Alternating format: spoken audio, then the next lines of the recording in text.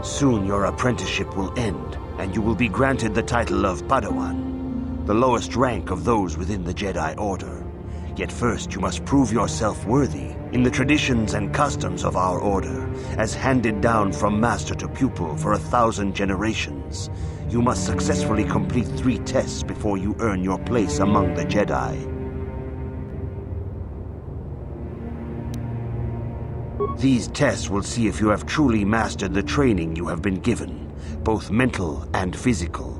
Upon completing these tests, you will pass from apprentice to Padawan and join in the ranks of the Jedi. First, I will test your knowledge of the Jedi Code.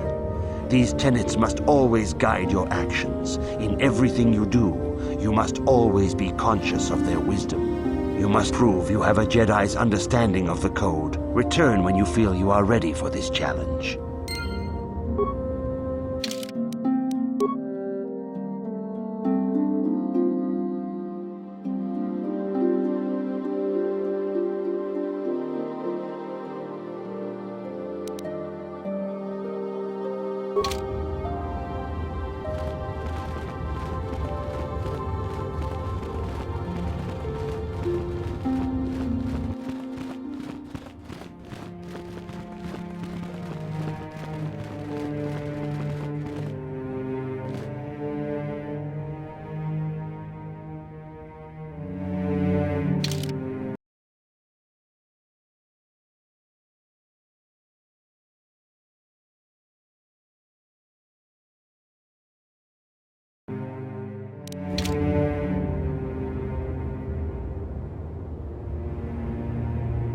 I see you insist on wandering the halls of our enclave when you should be busy studying your lessons.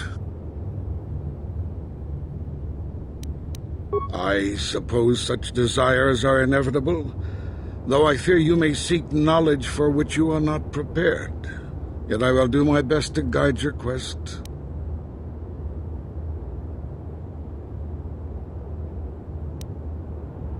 Revan was once a promising Padawan, but ever eager to learn more about the Force. Revan sought knowledge of ancient Sith magics, foolishly ignoring the dangerous lure of the dark side. When the Mandalorian invasion came, Revan seized the opportunity it presented. Many Jedi flocked to the Outer Rim to follow the charismatic young knight, and many fell under the sway of the dark side. I do not believe Revan and Malak were corrupted on the Outer Rim. They had begun their journey down the dark path long before the Mandalorian threat appeared. Here on Dantooine, they discovered a sinister cave, a place where the strength of the dark side overwhelms the light. Perhaps this discovery was what first corrupted them.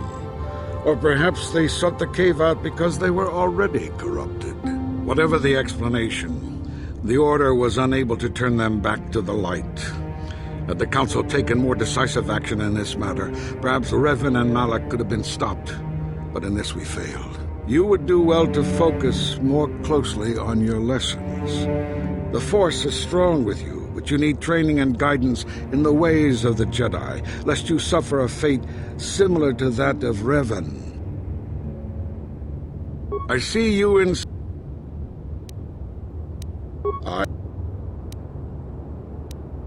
Bastila, the young Jedi holds great promise and great danger. She can do much for both the Republic and the Council.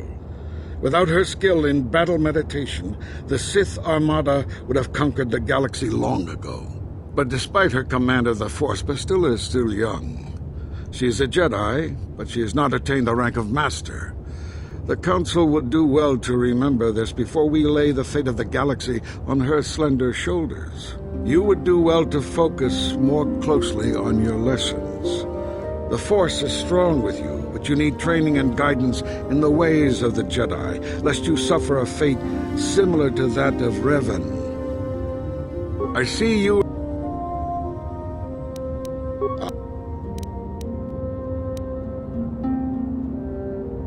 If you find me overly critical, perhaps it is because you do not fully understand what is at stake.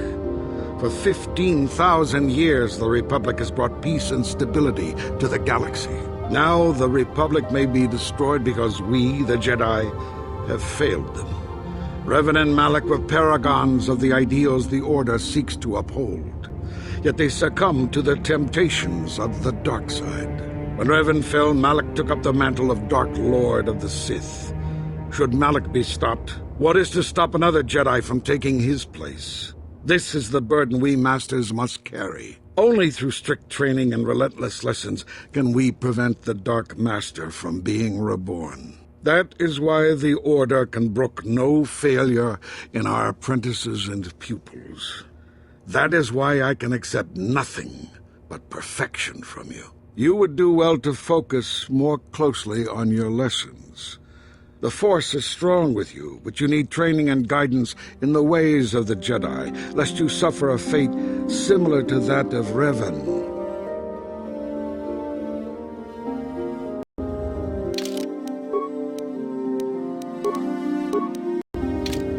I see you.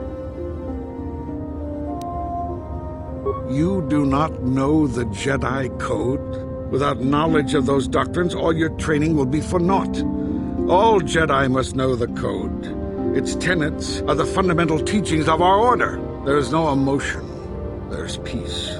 There is no ignorance. There is knowledge. There is no passion. There is serenity. There is no chaos. There is harmony. There is no death. There is the Force. Learn these truths, apprentice, or we shall all regret the decision to accept you into the Order.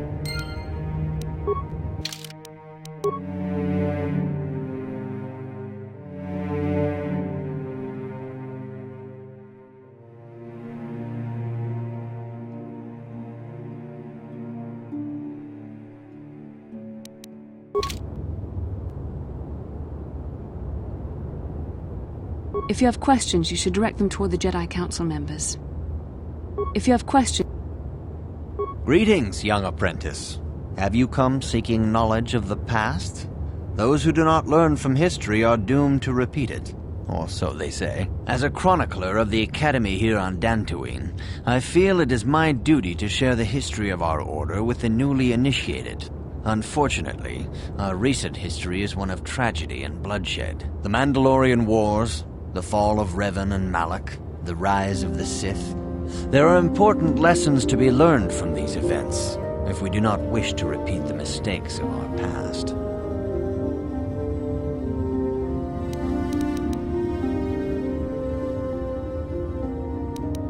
This facility is a training academy. The archives here are restricted to those who have attained the rank of Master. We must protect overeager Padawans from being exposed to dangerous knowledge. The pursuit of knowledge is a noble goal, but there are some things that require the wisdom of a master to truly understand. If you are seeking information on Revan, Malak, and the Sith, I will gladly recount the recent history of our Order to you.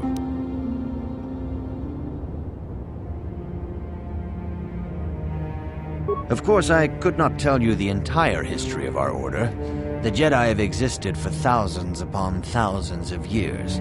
We are as old as the Republic itself. Instead, I will begin 40 years ago with the War of Exar Kun. Like Malak and Revan, Exar Kun was a Jedi who fell to the dark side and led an army against the Jedi and the Republic. Exar Kun was defeated, but the war left both the Republic and our own Order severely weakened.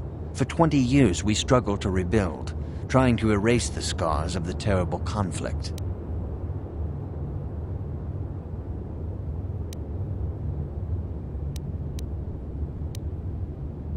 "20 years ago, the Mandalorians, aware that the Republic was in a weakened state, began conquering small worlds on the Outer Rim. They were careful to choose only planets outside the Republic's jurisdiction. After much debate, the Senate chose not to intervene. As long as the Mandalorians avoided planets that were members of the Republic itself, there would be no retaliation.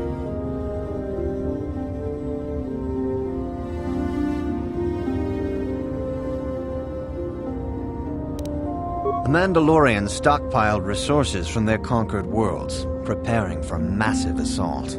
7 years ago, they launched a simultaneous attack in 3 separate sectors of Republic space. The Senate had no choice but to retaliate with the entire Republic fleet. The Mandalorian Wars had begun.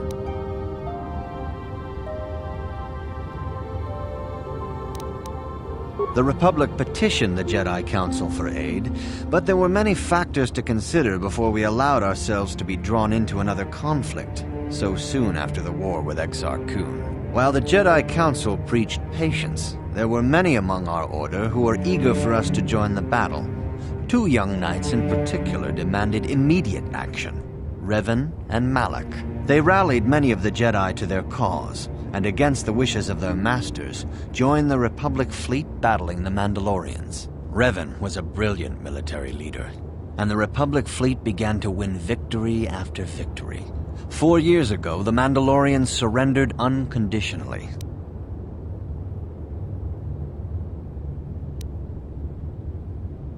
Revan and Malak were heroes, the great saviors of the Republic. A third of the Republic fleet was under their direct command. And then something happened. Instead of returning after the war's end, the ships under Revan's command went deep into unexplored space. They claimed to be searching for the last remnants of the Mandalorian fleet. All contact was lost. For many months, it was assumed some great disaster had befallen the entire fleet. Everyone thought they were dead. There were unsubstantiated rumors of Revan and Malak being seen on a number of different planets during these months, scattered sightings that were never confirmed. Perhaps they simply went far beyond the edges of Republic space. Maybe they found previously undiscovered hyperspace routes to the ends of the galaxy. Nobody knows for certain. 3 years ago, Revan and Malak returned at the head of a massive invasion fleet. Revan had assumed the title of Sith Lord. The hero had become a conqueror.